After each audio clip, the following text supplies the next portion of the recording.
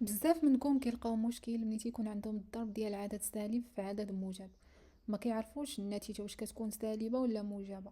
بحال مثلا ملي تيكون عندك تمرين فيه ناقص 3 في زائد 4، ولا ناقص 2 في زائد 1، ولا ناقص 6 في زائد 11. التلميذ كيتلف ما كيعرفش واش غادي نكتب ناقص ولا زائد.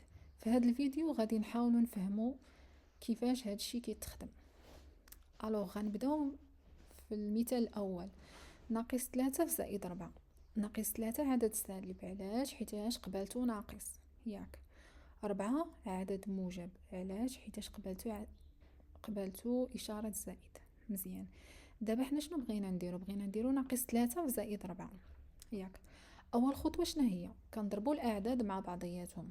3 في 4، 3 في 4 هي 12، كنمشيو كنكتبو 12. مزيان. من بعد شنو بقى خاصني؟ بقات خاصني الإشارة، ما عرفتش واش الإشارة موجبة ولا الإشارة سالبة. مزيان. تنديرو ناقص في زائد، فوق ما تكون عندنا ناقص في زائد كتب ناقص. علاش؟ حيتاش ديما ناقص كتغلب زائد. مزيان. نمشيو للمثال الثاني. عندنا ناقص 2 في زائد 1. ناقص 2 عدد سالب، علاش قلنا ليه عدد سالب؟ حيتاش قبالتو إشارة ناقص. مزيان. زائد 1 عدد موجب، علاش قلنا ليه عدد موجب؟ حيتاش قبالتو إشارة زائد. مزيان. دابا بغينا نديرو ناقص 2 في زائد 1. أول خطوة قلنا شنو هي؟ 2 في 1. 2 في 1 هي 2، ياك. كنكتبو 2.